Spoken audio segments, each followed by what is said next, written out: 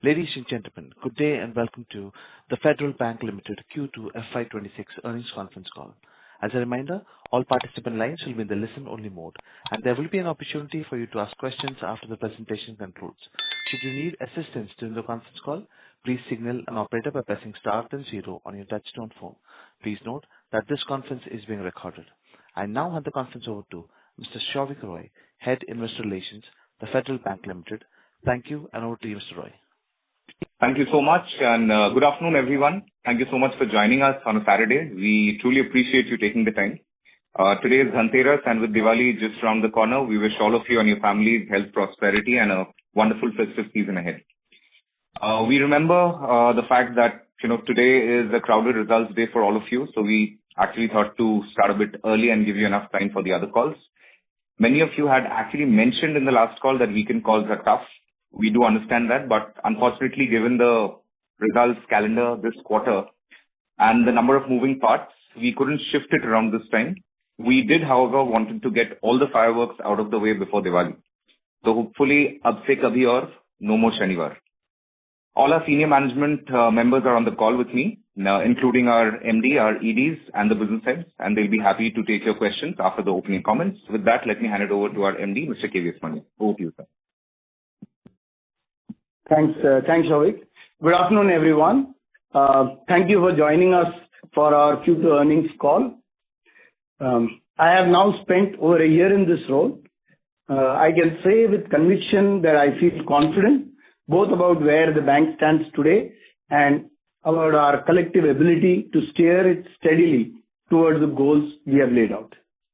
The results this quarter reflect the structural improvements we have been working hard to embed in our income and balance sheet profile. Let me take a few minutes to walk you through the four levers that continue to drive this structural change. The first lever, strengthening NIMs through CASA, especially current account. Our CASA growth this quarter has been very encouraging, both sequentially and year on year.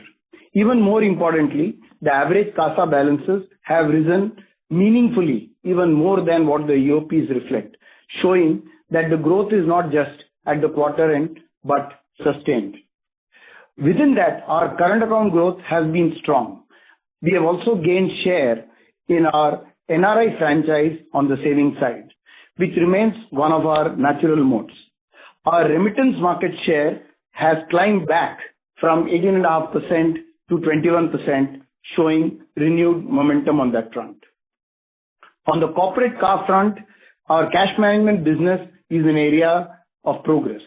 With the complete migration of customers to our new platform, Fed1, we are seeing higher engagement and improved transaction flows. To sum up this lever, our average CASA ratio has improved by over 120 basis points over the past year and over 100 basis points quarter over quarter. Overall deposit growth might look moderate because we have deliberately rationalized wholesale and financial sector deposits. That's a conscious choice to strengthen the quality and not just the quantity of deposits. The basket of CASA and retail term deposit continues to show a healthy growth trend of over 11% year on year. Coming to the second lever, improving NIM through asset mix. As you know, nearly half of our loan book used to be concentrated in low yield assets, which was corporate and home loans. Over the past few quarters, we have been consciously recalibrating this mix. In the higher yield segment, our cards portfolio continues to grow strongly while we remain calibrated in the MFI and personal loan space, which we will consider scaling up once the external environment stabilizes. Our medium yield book has been a key focus area and its share continues to improve. Businesses like commercial banking and commercial vehicle finance are growing at healthy double-digit rates, and our lab business and BUV business units are regaining growth momentum. We have also pilot launched our tractor business in the last quarter. On the retail side, gold loans are expanding at a smart pace of 7% quarter on quarter, excluding the DigiBiz segment, which we are running down as per the new gold loan guidelines of Reserve Bank of India. We are gearing up for stronger growth in auto loans and LAP in the coming quarters, which will support our full year guidance. The combined impact of these actions, both on asset and liability side, has been tangible, and our NIM performance has exceeded our earlier guidance. The third lever was building diversified, sustainable fee income. In a quarter where treasury income was muted due to market movements, our fee income still grew 13% QOQ, demonstrating the resilience of our core franchise. Our fee to average assets ratio crossed 1% for the first time, a milestone we have been targeting for some time. Initiatives in wealth management, trade and forex revenues are gaining momentum, and we expect them to further strengthen the fee trajectory over the next few quarters. The final lever, of course, is maintaining strong asset quality and prudent provisioning. After a slightly elevated credit cost in Q1 due to MFI stress, we had earlier guided that our full year credit cost would remain around 55 bps. This quarter, the credit cost moderated to 50 bps, and we remain confident in holding to our earlier guidance. We have also taken a management overlay of 46 crores approximately this quarter on some standard accounts even before reclassification, where we have observed stress in connected exposures. This is a proactive precautionary measure. Slippages continue to be under control, and the underlying credit quality remains stable. In summary, we are executing exactly in line with our strategic priorities. The shifts we have made in liability mix, asset composition, and fee diversification are visible in our numbers and in the growing consistency of our performance. Thank you for your attention.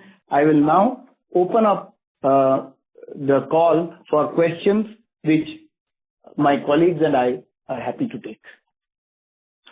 Thank you. We will now begin the question and answer session. Anyone who wishes to ask a question may press star and one on your touch-tone telephone. If you wish to remove yourself from the question queue, you may press star and two. Participants are requested to use handsets while asking a question. Ladies and gentlemen, we will wait for a moment while the question queue assembles. The first question comes from the line of Akshay Jain from Autonomous. Please go ahead. Hi, Akshay. Yes. Mr. Jain, please go ahead. Mr. Jain, please unmute your line and go ahead with your question. Hello. Am I audible now? Yes, Akshay. Yeah. Okay. So my first question is on margins. So can you talk through the moving parts of the 12 basis points NIM improvement this quarter? Because there was an expectation that, this quarter will again be slightly negative, and from 3Q onwards, margins will start to improve. And secondly, how should we look at margins going ahead? You mentioned that, should we look at, like, you are already close to the 3.1-ish levels, which you reported back in Q2FY26. So, like, what should be a sustainable level of margins going ahead? Yeah. Hi. Second, should I ask my second question, or should I ask the second question? On margin. Yeah, let me answer your question on margins first. The movement from last quarter 2.94 to 3.06. You should also keep in mind that we are one of the few banks where we do T+1 repricing on the repo linked book. So a large part of the hit on the 50 basis has been taken in last quarter. Having said that, the main reason for movement this quarter is our deposit cost was lower by about 19 basis.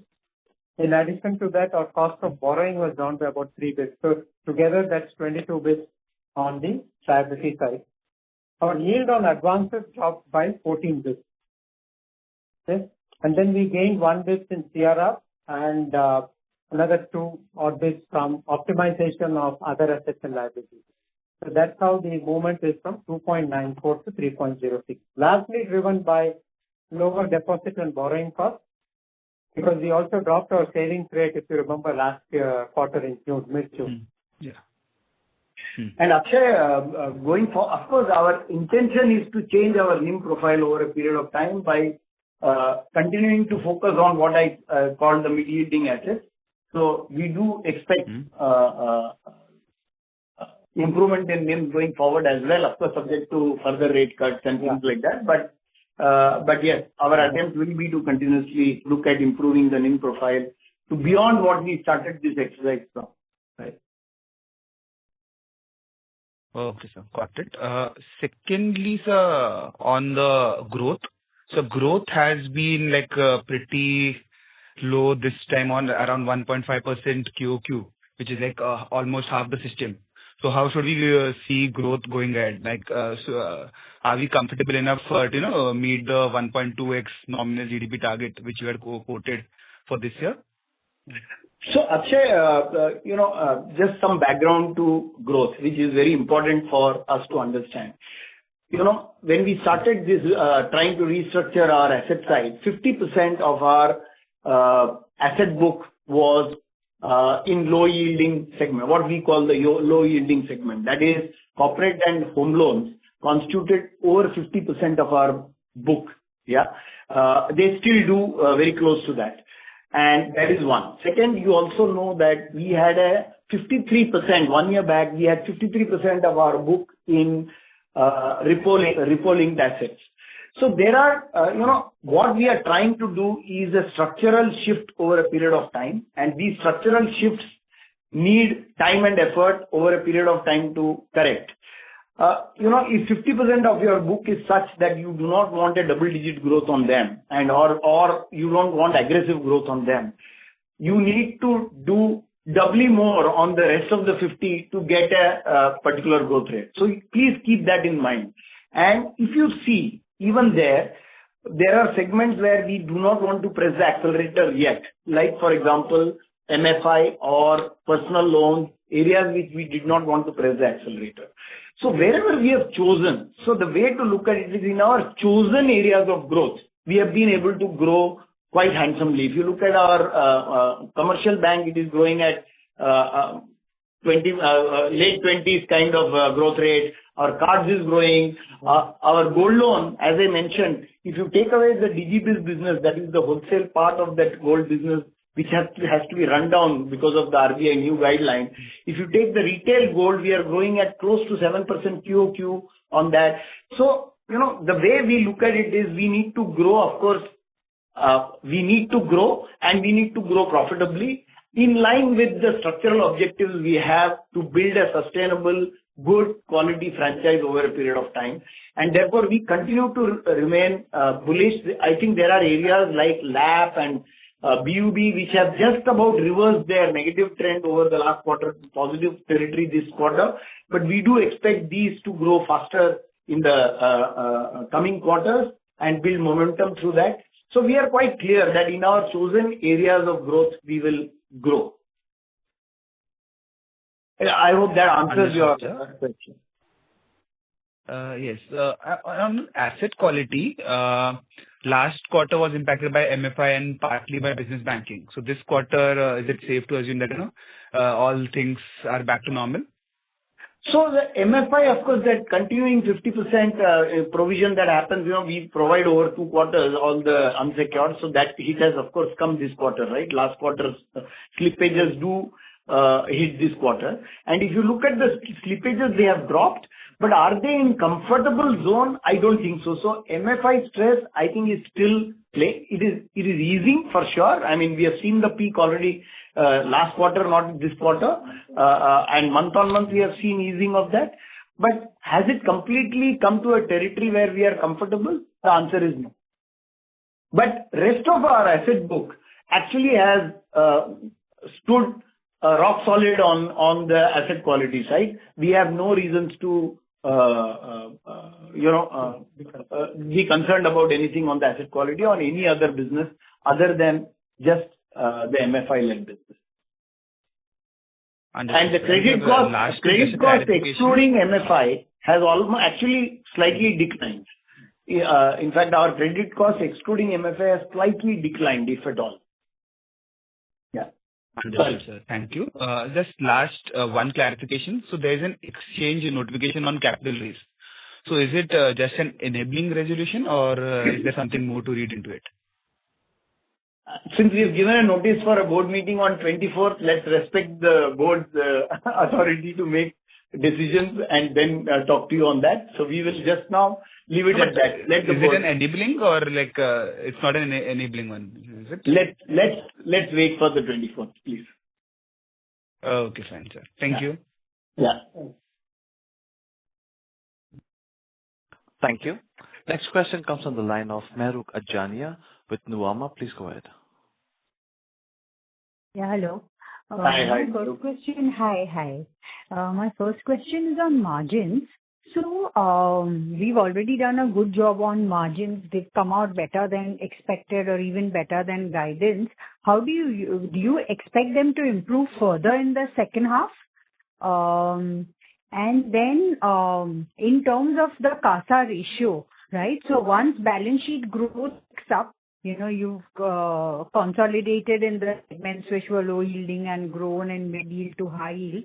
But once overall balance sheet, once that consolidation through, and I believe it should have been through last quarter, but once that is through and when overall balance sheet or loan growth picks up, how will CASA behave?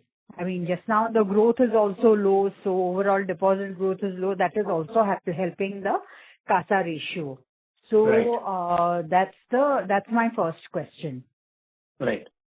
So on NIM, Maruk, of course, as you know, our deposits reprice over a 12 to 14-month period, and we are 6 months into that. And therefore, there is, of course, deposit repricing that will continue to play through the next 6 months. And of course, assuming our CASA trajectory continues, our desire will be to grow the margin from more than here, of course, and hopefully our execution keeps in sync with our desire. So that's about the NIM. And on your CASA, you are absolutely right. We are very, very much aware that as growth picks up, our CASA momentum has to be even better to maintain the ratio. We fully understand that, and that we have to build in our execution template to make sure that we deliver on that. Having said that, these are also times when overall industry CASA and deposit growth has been weak. One is also hoping that tide will turn a bit on that, and deposit growth will in general pick up. That will also give us some tailwind to do better. So a mix of tailwind and better effort. There are many other initiatives we have in the pipeline to drive our CASA trajectory forward. I mean, there are hundreds more things to do, and we will definitely keep that in mind while executing going forward. But it's a good point you raised. Yes, we have to keep that momentum stronger. Okay. But from 3.06 is the current NIM. What is the normalized level of NIM, say, over the next 1 to 2 years? I mean, would it be 3.3 types or, what is the normalized level of... All I can say it is upward. Yeah. All I can say, Maruk, is that it is definitely upward. I don't want to limit myself with any number that I tell you. So let's say it is upward, and we will continue to see, Maruk.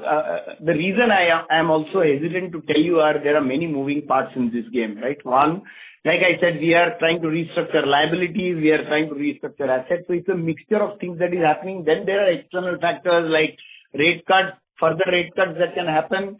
So I think there are many moving parts. The way I look at it is we have to remain agile, keep executing and doing our best, and let the outcomes play out. So, but clearly, we would like to see NIMs higher than this, obviously.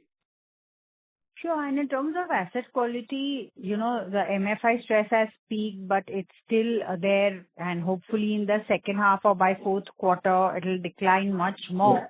Yes. So in that context, at least for the next 2 to 3 quarters, can we see a sharp reduction in credit cost? I know you would guide it to 50 bips or 45 to 50 bips as the normalized range. But next half, will we see a substantial reduction as MFI recovers, or it will be 50 only? No, Maruk, let me correct you first. We have never guided 45 or 50. Last call also we said our full year guidance is 55 bips. Last quarter was 65, this quarter is 50. For the 2 quarters put together, we are at 58. We'll still maintain our full year guidance of 55 bips. Obviously, endeavor would be to try and come below that, but at this stage, I'm not giving a guidance different from what we have stated earlier. Okay. So even with the MFI recovery, it will be roundabout here only. Let's see how it plays out. Let's see how it plays out. Yeah, we have 2 more quarters. So, yeah. See, we are, like I told you, Maruk, that I am not yet in the comfortable zone on MFI. So I do not know how that plays. So let's after we get a comfort on that side, we can consider on revising our guidance. But just now, I don't have that level of comfort on the MFI side to give you revised guidance. Okay, got it. And just last question. I know the board will decide and then you will communicate on the capital raise. But theoretically speaking, since you are consolidating on areas you don't want to grow, and even if growth picks up, it can be self-funded through internal accruals because your margins are improving. Why would you need capital at all? Are you seeking to expand in any capital consuming business? Because most of the other lending businesses should be self-funding. So that was the broader question. Maruk, let me first correct you that we don't want to grow is an incorrect statement. Like I told you, we have intention to grow in our chosen areas of assets on the asset side, which are profitable to grow. Not the low yield, yes. Yes. So, but Maruk, mid-yielding segment also requires higher RWAs. So therefore, we will come back after the board meeting and talk about update on the capital part of it. So let us leave that discussion out for today's call. Got it. Okay, thank you so much and all the best. Thanks a lot. Yeah, thank you. Thank you. Thank you. Next question comes from the line of Sumit Kariwala with MS. Please go ahead. Hi, am I audible? Hi, Sumit. Yes. Hi. Congratulations on a great quarter. Thank you. If I can get some initial estimates on the impact on the new from the new guidelines, ECL, and the guidance that RBI is going to put out on operational and credit risk, revised standardized approach, some initial estimates cut that you might want to share. See, on the ECL, Sumit, of course, the draft guidelines is out now, which we are examining. But based on the earlier submission, we have given an indication that it will not be a substantial impact to us. It will be, low, less than 0.2% on the capital, which was the estimate as per the March pro forma submission. But we need to study in terms of what it will be. But we don't expect any significant impact due to the ECL transition. And the benefit from operational risk and credit risk guidelines? The standardized Basel III revised standardized approach, what could be the release? Any sense on that? We will have some benefit. Too early for us to give out a number on that or an estimate, Sumit. But we will have, obviously there will be benefits coming out of that. I don't want to put a number at this stage. Okay. And the OLE provisioning, that's with respect to which segment? This is Actually, home loan. retail segment. Retail segment. And yes. Can you give us some color on MFI portfolio in terms of SMA or collection efficiency, how it has behaved in September versus June? Harsh, you want to take that? Yeah. Hi, Sumit. Harsh here. So, as we have observed, the slippages has been coming down after peaking in May, month on month from June, July, August, September, with each month being lower than the previous month. That's one part. Secondly, we have seen some reversals in terms of moving to a lower bucket from the higher bucket. That's the second part. There has been a higher collection also in this area. So these three things do look positive at this point in time, Sumit. And a total book, BC-driven book is less than 1.7% of our total book. And we have not been growing. It's almost flattish. The BC book at about 3,300. BC-driven book, that's JLG loans. And there's a small portion of the SHG loan, which we have not seen any major concerns over there. So this is broadly what it is. So we do see signs of trending downwards, but there's external stress because the number of borrowers the person can borrow from and the quantum he can borrow has been capped. So there is external pressure for him to repay. And as you know, that the overall outstanding in the MFI sector has come down significantly. So that has also come out from the system, which is causing a bit of stress. So that's the reason why we are saying that we would like to be a little cautious in terms of pressing the pedal or commenting on the asset quality going forward. But at this point of time, it's trending downward. Got it. Very helpful. Thanks, Ash. Thank you. Thanks, Sumit. Thank you. Next question comes from the line of Rikin Shah with IIFL Capital. Please go ahead. Good afternoon, team. Thanks for the. Good afternoon to you. Good afternoon. So the first one is on margins. Seems like across the sector, the deposit repricing has been better than banks' own expectations.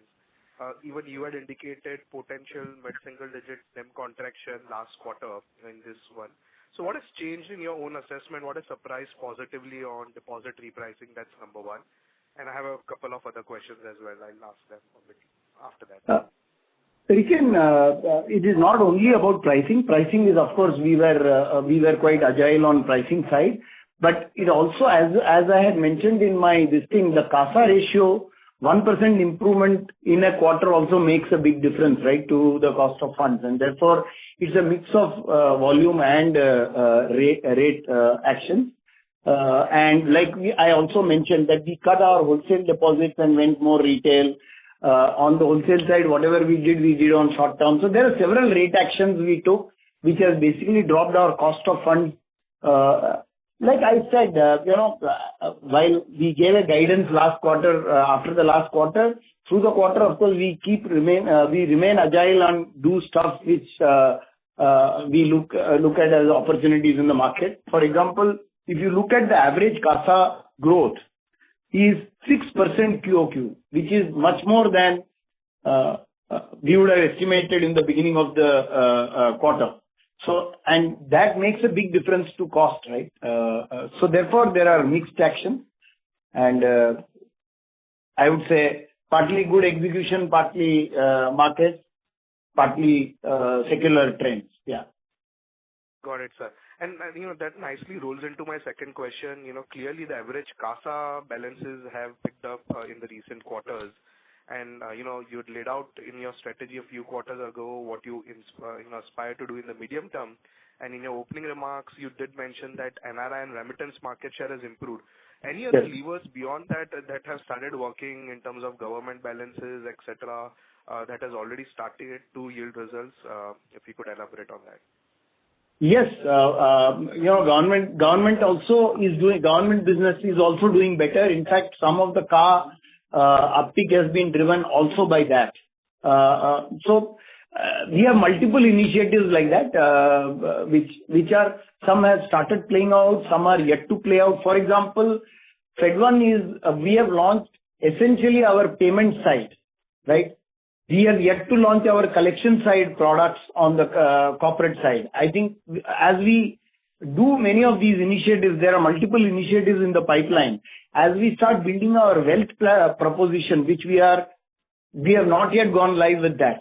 As we build our wealth proposition, we will again share on that. So there are other product variants we have launched, which we will focus on. So therefore, there are many things in the pipeline, and we answering partly to the earlier Maruf's question as well, we have to keep executing to get CASA trajectory going all the time, and CASA trajectory going all the time, and we do have initiatives in the pipeline which will continue to drive this. Got it. The second last question is on asset quality. The agri slippages have been high in the last couple of quarters. What explains that? And more specifically, write-offs are very high in this quarter, driving your credit costs, while your slippages have come off. So which segments you've written off more aggressively in the quarter, or has there been any change in the write-off policy? No, so two things, Rikin. Our what we show as agri MFI, that is the MFI piece I was talking about. The elevated slippages were only arising out of MFI, as we said, and as we said, that is easing. Has it eased enough? No, but is it easing and is it seeing a definitely downward trend? Yes. So that's what the asset quality is about. And on the your point about there's been no change, Rikin, on any write-off policy on, so it's been the same. We have a, kind of policy in place. We are consistently following that. And so there is no extraordinary change. There's nothing extraordinary we have done to change the write-off and things like that. So, Rikin, again, you must remember that as the unsecured stress started showing 1 year back, right? So some of those write-offs are happening out of that portfolio, and therefore that is consistent with the other things we have been telling. So nothing unusual or extraordinary that is to be noted there. Noted, sir. And the last question is, the capital raise. I'm guessing you may choose to not answer that again, but is it fair to say that given your earlier articulation of building new line of businesses on a wealth management side or investment management side, so the potential capital allocation is not only for the organic growth, but also seeding some businesses? Just trying to understand what could be the potential capital allocation plans here. So, Rikin, let me put it this way. Let the board make a decision, and after the decision, all these factors will be considered while making a decision, and the rationale of that decision. I promise you that as soon as the board makes that decision, we'll come in front of all of you and explain our rationale, whichever way we decide on that. So, hang on for just have your Diwali, come back, and then we will see what to do about that. Sure, sir. Happy Diwali to you and thank you. Thank you. Thank you. Next question comes from the line of Nitin Agarwal with Motilal Oswal Financial Services Limited. Please go ahead. Yeah, hi, sir, and congrats on a very good result. Hi, Nitin. Thanks. Hi. Sir, I have a couple of questions. One is around the ECL impact again, wherein you mentioned that the impact is going to be quite small or manageable.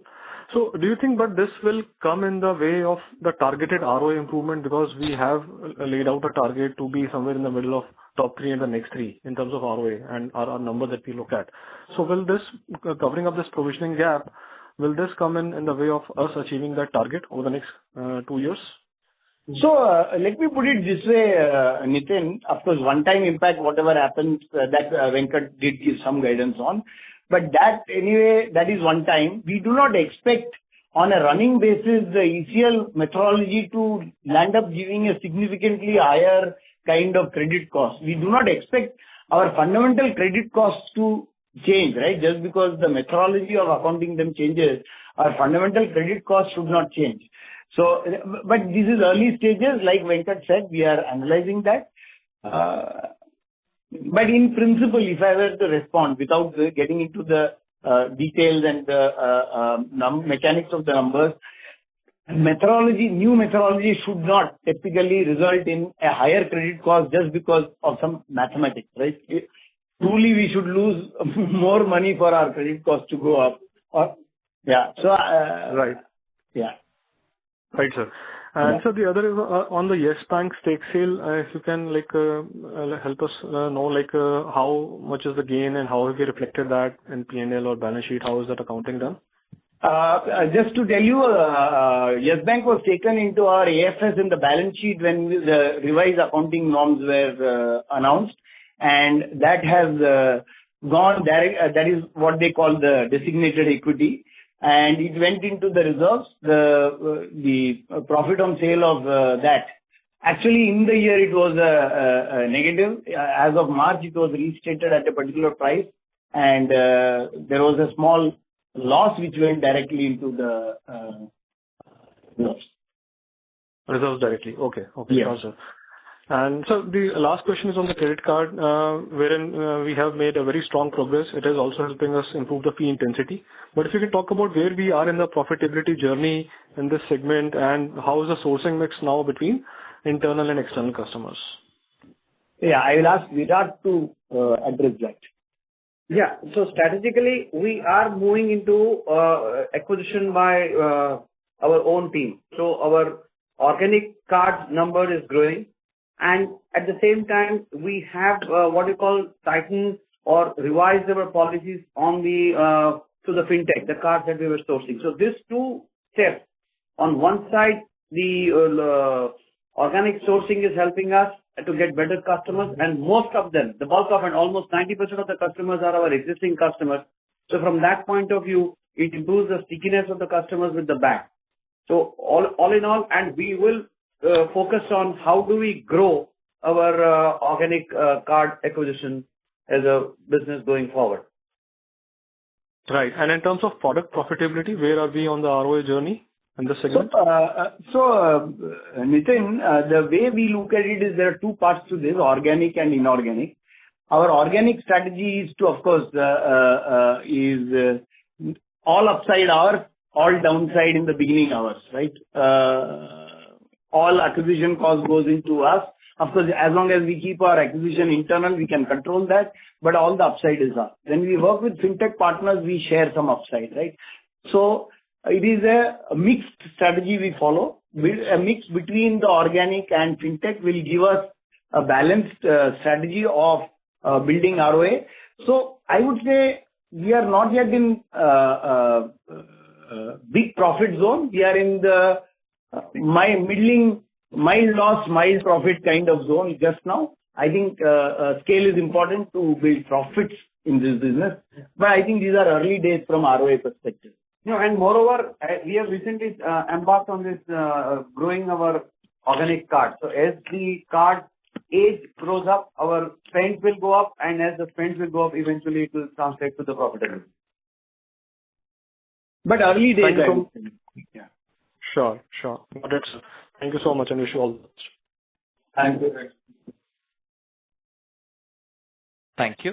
Next question comes on the line of Kunal Shah with Citigroup. Please go ahead. Hi. Thanks for taking the question. Firstly, given that maybe going slow on the low-yielding asset is weighing some way on the overall loan growth, if you can just highlight in terms of the proportion up to which we expect the overall low-yielding advances to come down from the current levels of more than 50-odd%, say, over the medium term. And how long could it weigh on the overall loan growth compared to our guidance of 1.2, 1.3x the GDP multiplier, maybe average, which we are indicating? So, Kunal, let me play the contrarian on that with you. Why do you call low yield assets growth weighing down? I think it weighs up on the profitability front. So in any case, so I think, like I said, I think it's a balance. We need to grow the balance sheet, but yet we have to grow profitability. Our intention is to change the structure of our earnings, and that's the goal. And corporate, for example, if the corporate credit growth comes back, nothing stops us. And if our liability profile continues to improve, there's nothing that stops us from pressing the accelerator on the corporate side, right? So I think it is a question of the cycle. In a cycle where corporate credit cycle is not very favorable and you try to grow, it can only come at extremely low yields and ROE destructive manner. Yeah. So, and we don't want to play the price game, right? And by the way, if you go back to our history, there have been times when we have grown our asset at 20% and still our ROAs have not grown. So if you trace back our own history, that has been the case. Yeah. So I think finally we have to do things in a logical, growth-oriented manner. Even in corporate, we are saying mid-corporates we want to grow. It is harder work than doing a large 2,000 crore transaction with a large corporate. You have to do 10 corporates at 200 crores. But that's the way to go. And that's the way we will go. And therefore, and I just want to clarify that it is not that we are against growth, right? I told you that in chosen segments, we want to grow. Yeah. And those are aggressive growth numbers. Those are not small. If you look at credit card, it is in 30s. If you look at the commercial bank, it is in late 20s. gold is, as I told you, 7% QOQ if I take the DG aside. So it's not an issue about having a mindset to grow. We want to grow, and we will press the accelerator where we see the opportunity to grow profitably. Got it. Perfect. And secondly, on fee income side, so the ramp up has been quite strong. We are already seeing it upwards of 1%. So I think many levers kicking in. If we look at Forex, that's contributing. Distribution fee has gone up quite significantly on a quarter-on-quarter as well as year-on-year. So where do we see and how quickly can we see the overall fee to assets ramping up? Maybe you have indicated in terms of the medium-term guidance which you have, across the board. But is it coming too quickly than the expectations? The initiatives have already started to yield, and we might reach sooner, and that could be the support to the ROI? Absolutely. I mean, that is our intention. We, I had always, even 2-3 quarters back, we talked about this, saying that trade and Forex, wealth and cards being key drivers of this, apart from, of course, growth in many other areas that you have seen, where it has continued to grow. And I think the runway is still completely open on wealth, for example, while in parabanking, in insurance distribution, we have already started showing traction. I think the core wealth business is yet to go live technically, so therefore there is runway ahead. On Forex, while we have seen progress, we have seen progress on the corporate side. We have not yet seen progress on the retail side. On trade, we still have a runway to grow that going forward. So I think there are enough levers yet to pull for us to improve this trajectory, and we'll continue to do that. Sure, got it. And last time you had indicated a host of initiatives which you had taken structurally. Any new initiatives maybe after being there, maybe any incremental initiatives which maybe you think that maybe you have thought about it over last 2 months and which is getting implemented now?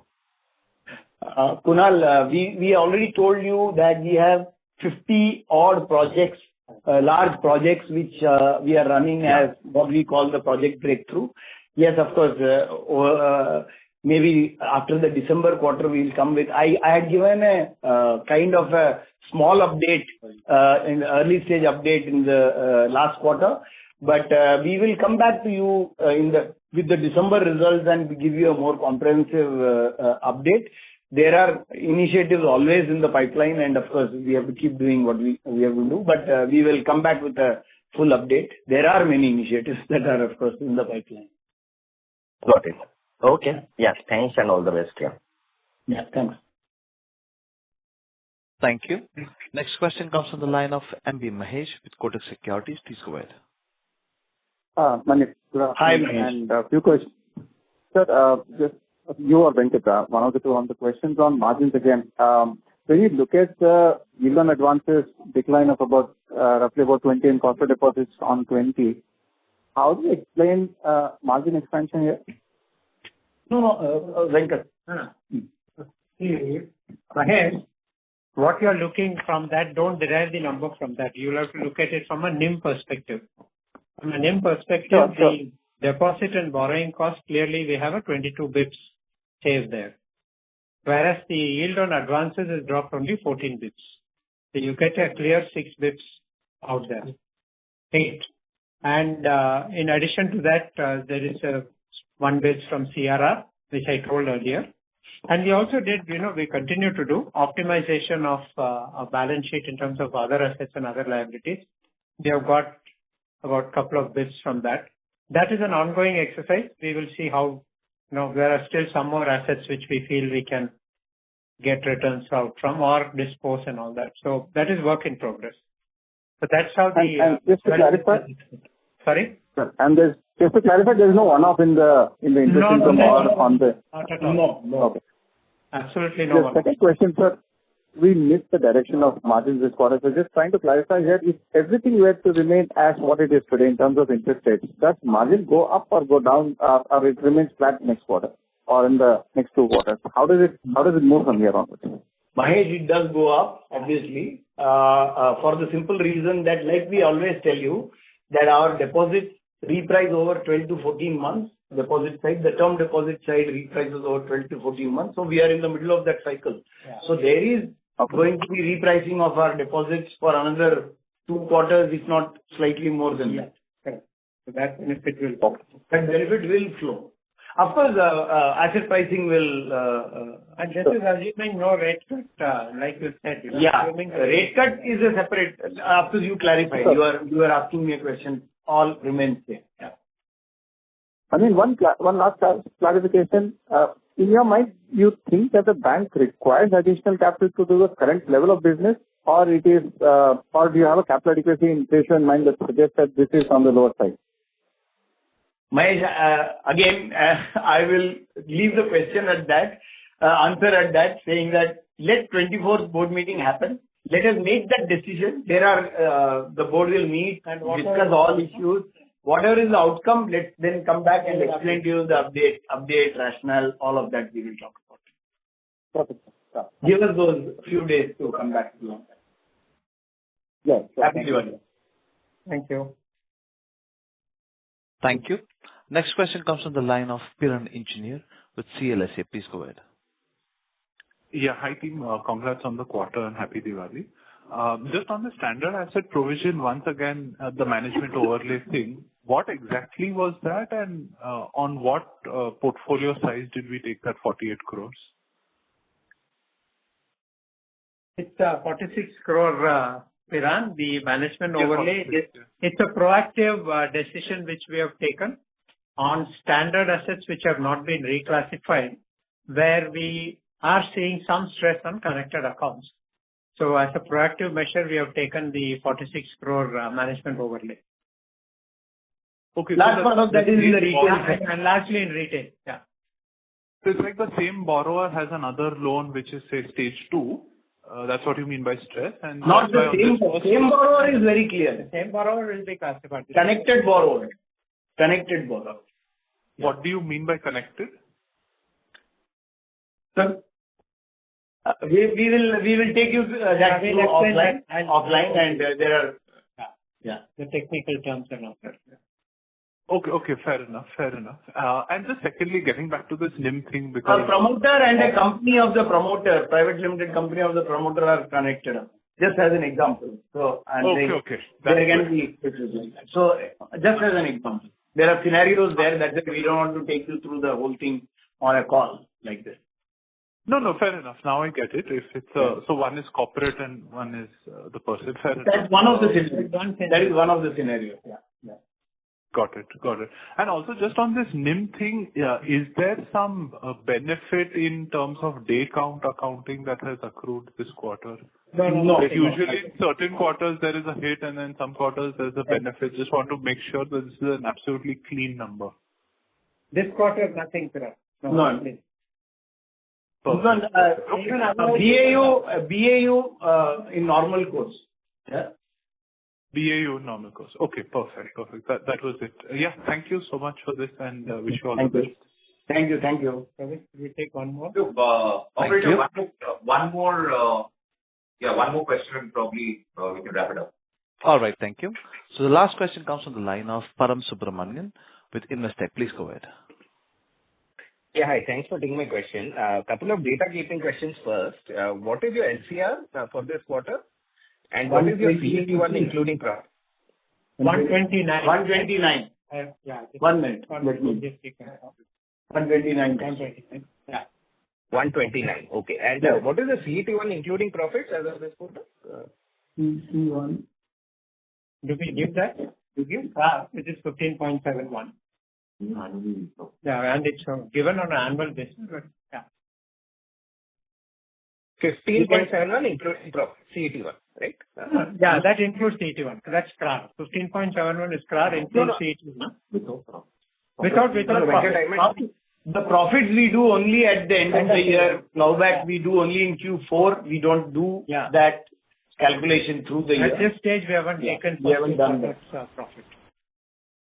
Okay, fair enough. Okay. And lastly, again, this question has been asked in various forms, but I'll just, again, but how to think about the bank more from a medium-term perspective in the sense that, see, we are still in the midst of a rate cutting cycle. Fully appreciate that, you're solving for top-line growth and ROA delivery clearly. But since we are possibly still, looking at further rate cuts ahead, at what point do you start thinking that, balance sheet optimization as a lever is largely done, and we will start looking at growth as a driver of profitability going ahead? If you could give some sense on that, I know this has been asked, but how we are thinking that at what point we are comfortable with mix and we want to start growing? Because clearly, as has been asked in a few questions, you're also looking at, October 24th, possibly raising capital. Yeah. Param, all I will tell you is that growth in profits and growth in assets needs the right balance, right? One without the other doesn't either is not possible or does not make sense. So we remain very careful about how to balance these two. We understand that there are times when we'll have to drive profitability through asset growth, and there are times when we have to correct the profitability not necessarily through asset growth. So we will. All I can tell you is our strategy is not a thing that we will just hold tight whatever the situation of the market. We will remain agile. We will remain thinking about what is the right strategy to do in what environment, and we will act according to that. And I do not want to pre-decide what we will do when. We will watch. We will react to the situation. We will adapt and react to the situation. No, absolutely, Manian. I fully appreciate that. It's just that your leverage is coming down, so it has an ROE impact for you. So that is why just following up on this, that something that you are considering as well, right? Yeah, of course. All parts of the equation we will take into account. We need to take into account all parts of the equation. We understand that. But like I said, we will do what we think is sustainable and right thing to do for medium, long-term benefit of the bank and the shareholders of the bank. We remain very conscious of that. Thank you so much. Thanks, Manian. Congratulations on the quarter, and happy Diwali to the whole team. Thank you. Same to you. Thank you. Thank you. And operator, with that, we'll probably close the call. Thanks, everyone, for joining us on a Dhanteras afternoon. 350 plus participants today explains a lot. Thanks a bit. And before we close, one quick thing. Do look at the slide number 5 in our presentation. It captures in a quick snapshot what we are truly focused on right now, and which is execution. As always, if there's anything that's left out, we are always a call away. We can discuss offline as well. Thank you again for your time, and have a great festive ahead. Happy Diwali. Happy Diwali to everyone. Happy Diwali. Happy Diwali. Thank you. Thank you for joining us. Thank you. On behalf of Federal Bank Limited, that concludes this conference. Thank you for joining us. You may now disconnect your lines.